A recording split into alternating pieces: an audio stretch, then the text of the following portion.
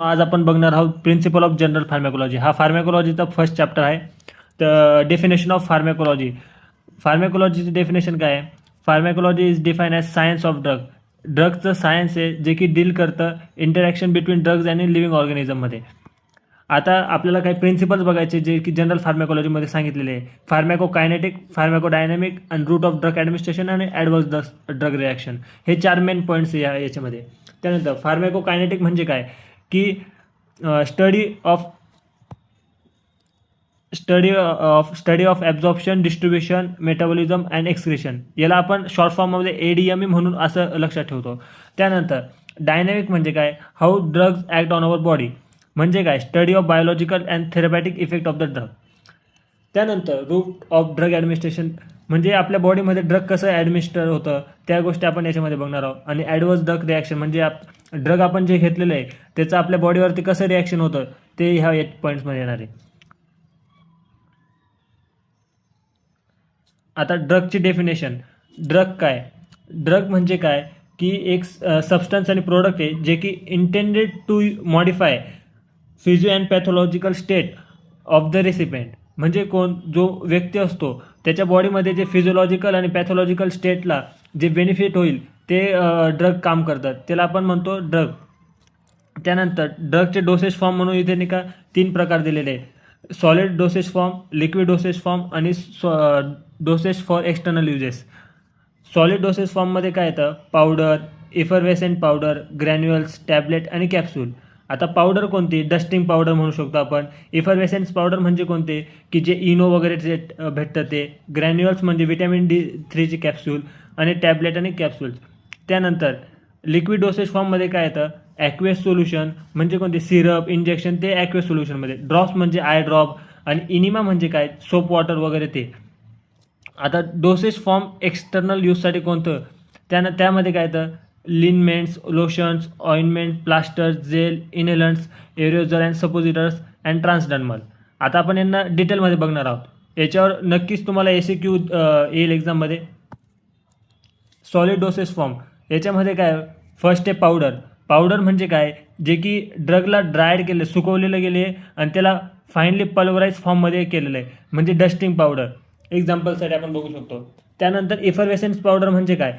यामध्ये ना जे पावडर ड्रग आहे जे आपण पावडरमध्ये पाहिलं ते मिक्स करतो आपण सोडियम बायकार्बोनेटसोबत, म्हणजे कोणती? इनो वगैरे, फ्रूट सॉल्ट्स. त्यानंतर येतं ग्रॅन्युअल्स. ग्रॅन्युअल्समध्ये काय की पावडरला आपण जे आहे ना ते ॲग्रिगेट करतो बाइंडिंग एजंटने, म्हणजे विटॅमिन D3च्या जे ग्रॅन्युल्स असतात त्यांना आपण बाइंडिंग एजंटने ॲग्रिगेट करतो. त्यानंतर येतं टॅबलेट्स. टॅबलेट्स म्हणजे काय? हे एक ड्रगचं ग्रॅन्युलेटेड फॉर्म आहे जे की आपण कंप्रेस करतो आणि त्याला राऊंड शेपमध्ये आणतो, म्हणजे ॲस्पिरिन आणि डायक्लोफेनॅक.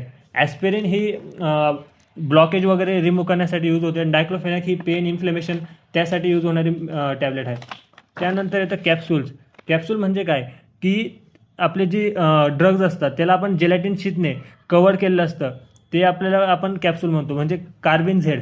कार्बिन झेड ही न्यूट्रिशनल सप्लिमेंट आहे. त्यामध्ये आपण iron deficiency, anaemia, vitamin deficiency त्यामध्ये यूज करतो. आता liquid dosage form. Liquid dosage form म्हणजे काय की याच्यामध्ये कोणते आपण पाहिले होते? ॲक्वियस, ड्रॉप आणि एनिमा. ॲक्वियसमध्ये काय? सिरप. सिरप आता कसं काय असतं syrup? Drug in concentration solution of sugar plus flavouring agent टाकलेलं असतं त्यामध्ये. म्हणजे आपण बघू शकतो की कफ सिरप इथे दिलेलं आहे एक्झाम्पल म्हणून. नंतर इंजेक्शन. इंजेक्शन म्हणजे काय? स्टराईल सोल्युशन असतं जे की ड्रग असतं ऑफ द ड्रग, त्याला आपण एक सुटेबल सॉल्वंट किंवा प्रिझर्वेटिव्ह त्यामध्ये टाकतो. म्हणजे काय? याच्यामध्ये इंजेक्शन झायलोकेन. इंजेक्शन झायलोकेन हा लोकल ॲनेस्थेशिया म्हणून वापरतो आपण, म्हणजे जिथे सर्जरी वगैरे करायचं तिथे नमनेस करण्यासाठी आपण इंजेक्शन झायलोकेन यूज करतो. त्यानंतर येतं ड्रॉप्स. ड्रॉप्स म्हणजे कोणते?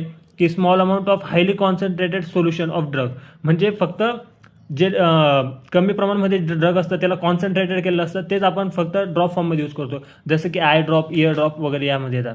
त्यानंतर इनिमा. इनिमा म्हणजे काय की मेडिकेटेड लिक्विड प्रिपरेशन, जे की आपण रेक्टल ॲडमिनिस्ट्रेशन करतो, म्हणजे रेक्टल थ्रू आपण ही मेडिसिन देतो. म्हणजे काय? त्यामध्ये येतं सोप वॉटर एनिमा. त्यानंतर एनिमा हे रेक्टल इंजेक्शन आहे जे की आपण कोलॉनला फ्लश करण्यासाठी देतो. आणि कॉन्स्टिपेशनचे जे पेशंट असतात ज्यांचे कोलोनोस्कॉपी झालेली आहे त्यांच्यामध्ये आपण एनिमा देतो. त्यानंतर dosage form for external use. आता ह्यामध्ये आपण काय पाहिलं होतं, लिनमेंट्स. लिनमेंट्स म्हणजे काय असतं की एक लिक्विड मेडिसिन आहे जे की आपण रफ करतो.